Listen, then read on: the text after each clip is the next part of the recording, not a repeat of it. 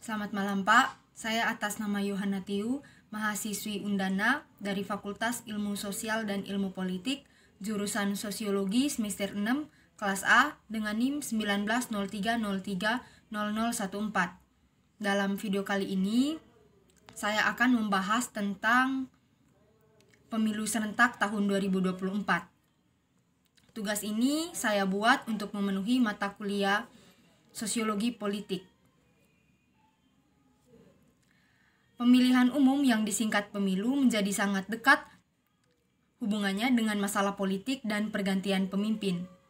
Dilansir dari situs resmi Komisi Pemilihan Umum, dalam sebuah negara demokrasi, pemilu merupakan salah satu pilar utama dari proses pengumpulan kehendak masyarakat. Pemilu juga sekaligus merupakan proses demokrasi untuk memilih pemimpin. Pemilu adalah sarana pelaksanaan kedaulatan rakyat yang dilaksanakan secara langsung, umum, bebas, rahasia, jujur, dan adil dalam Negara Kesatuan Indonesia berdasarkan Pancasila dan Undang-Undang Dasar Negara Republik Indonesia tahun 1945. Dengan kata lain, pemilu merupakan sarana bagi rakyat untuk menjalankan kedaulatan dan merupakan lembaga demokrasi, sehingga pemilu merupakan motor penggerak mekanisme sistem politik Indonesia. Sampai sekarang, pemilu masih dianggap sebagai suatu peristiwa kenegaraan yang penting. Hal ini karena pemilu melibatkan seluruh rakyat secara langsung. Melalui pemilu, rakyat juga bisa menyampaikan keinginan dalam politik atau sistem kenegaraan. Pemilu sebagai wujud demokrasi dan salah satu aspek yang penting untuk dilaksanakan secara demokratis. Semua demokrasi modern melaksanakan pemilihan, namun tidak semua pemilihan adalah demokratis. Karena pemilihan secara demokratis bukan sekedar lambang, melainkan pemilihan yang harus kompetitif, berkala, inklusif atau luas, dan definitif untuk menentukan pemerintah.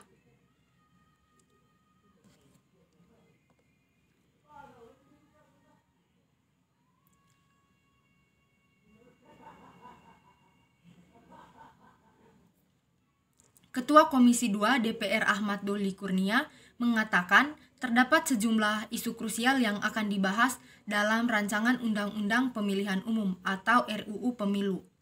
Isu krusial tersebut dibagi menjadi isu klasik dan isu kontemporer. Selanjutnya, pada isu kontemporer terbagi atas 4 poin. Yang pertama, terkait putusan Mahkamah Konstitusi atau MK yang tetap menggelar pemilihan legislatif dan pemilihan presiden atau pilpres secara serentak. Kedua, digitalisasi pemilu yang bertujuan mewujudkan pemilu ramah, efisien, dan memudahkan masyarakat. Dia meyakini dengan penerapan teknologi pada sistem pemilu, ke depan akan memberikan kenyamanan kepada pemilih. Isu ketiga terkait adanya pasal-pasal yang mendorong pengurangan atau penghilangan bahaya moral pemilu, seperti politik uang dan politik transaksional. Selain itu, 3 lembaga pemilu diharapkan dapat bekerja sesuai tugas pokok dan fungsi atau tupoksi, serta tidak menimbulkan tumpang tindih kewenangan. Terakhir, terkait dengan isu keterwakilan perempuan, posisi aparatur sipil negara atau ASN, TNI, dan Polri. Kemudian mekanisme yang diatur saat anggota DPR mencalonkan diri dalam pemilihan kepala daerah atau pilkada.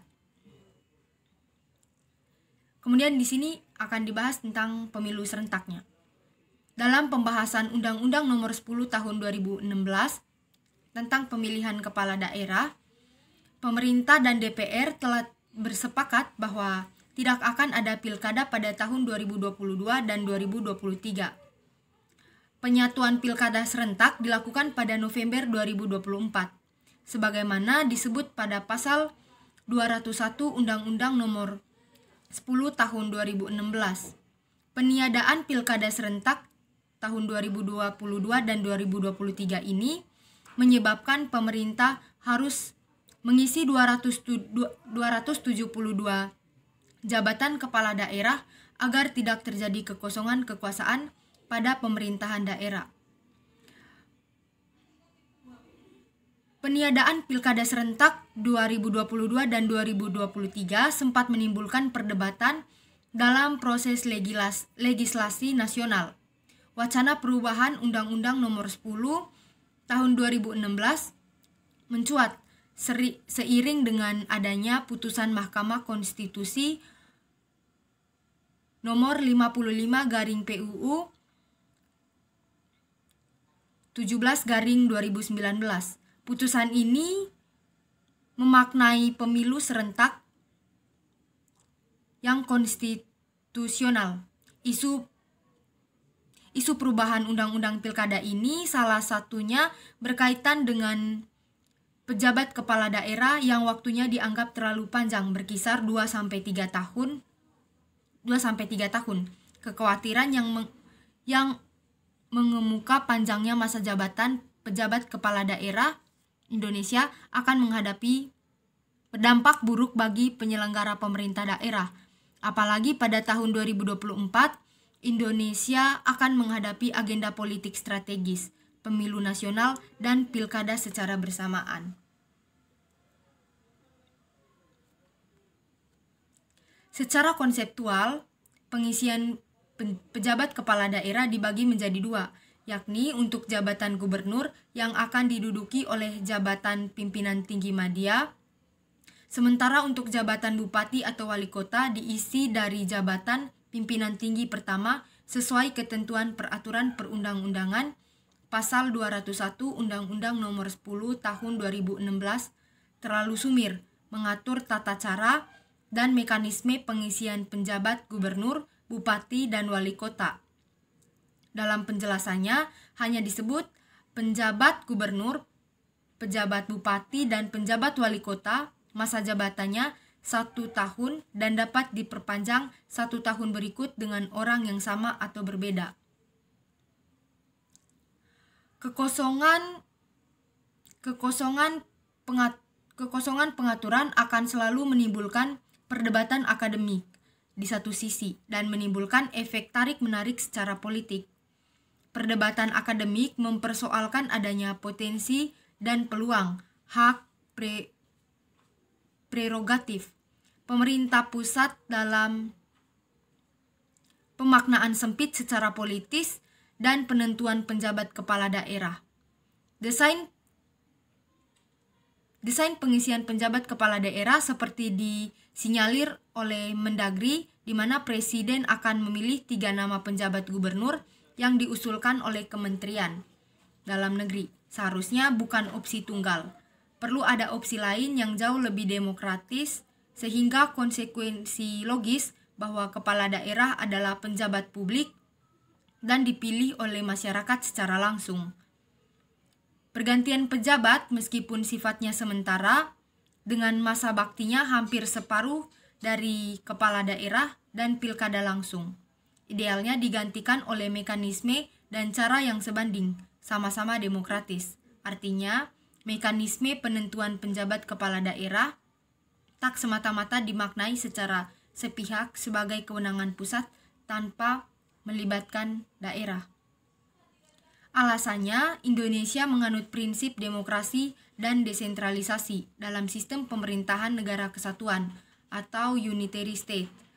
Semangat itu tercermin pada pasal 18 ayat 4 Undang-Undang Dasar Negara Republik Indonesia tahun 1945 yang menyebutkan gubernur, bupati, wali kota masing-masing sebagai kepala pemerintah daerah provinsi, kabupaten, dan kota dipilih secara demokratis.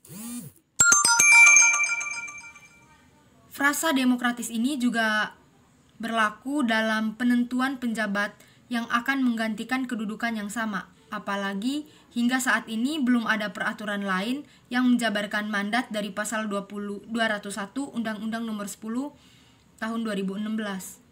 Makna demokratis menurut konstitusi berkaitan dengan pelibatan kedaulatan rakyat dalam sistem demokrasi yang kita anut. Bagaimana ketika pilkada tidak diselenggarakan apakah ada mekanisme demokratis lain yang bisa menjadi alternatif.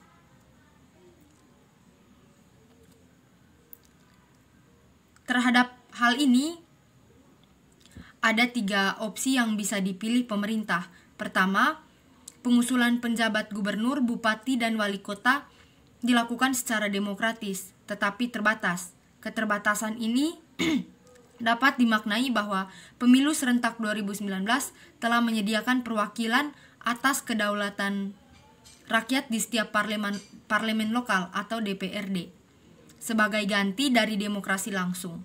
Demokrasi perwakilan bisa menjadi alternatif, di mana parlemen lokal atau DPRD menjaring nama-nama calon penjabat gubernur yang kemudian diusulkan kepada presiden melalui Mendagri. Sementara untuk penjabat bupati dan wali kota, parlemen lokal atau DPRD menjaring nama-nama calon penjabat bupati atau wali kota yang diusulkan kepada Mendagri.